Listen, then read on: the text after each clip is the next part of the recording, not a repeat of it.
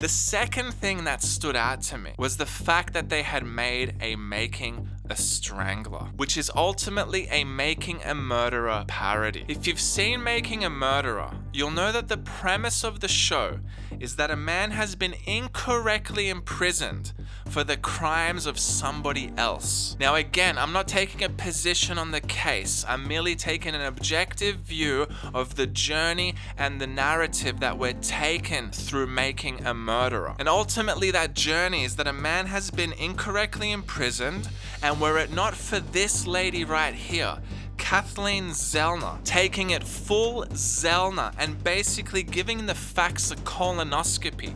It is only because of her tenacity is she able to dig through all the facts, get down to the granular level, and present us with a Denny suspect. The show then goes on to justify that point of view. Now, the clue that we're actually being given here, guys, is this.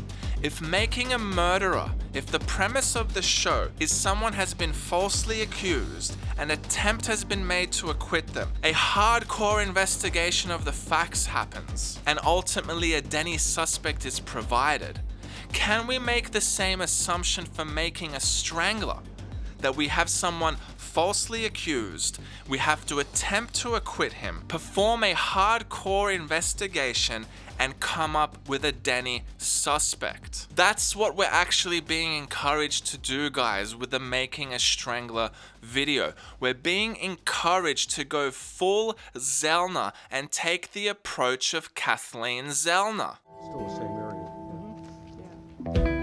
My approach on all of the post-conviction cases that I've worked on over the years is that I have to do two things simultaneously. I have to first take apart the state's entire case, but at the same time, I want to figure out exactly what happened. I'm actually driven more by the desire to know what happened, because once I figure out what happened, then the state's case collapses. Both things have to be done, because most courts are not going to vacate a murder conviction. Most courts want to know, well, what are you saying happened, you know? I mean, if you're so bold that you're taking apart the state's whole case, particularly in a case like this where such enormous effort was spent to convict Stephen Avery.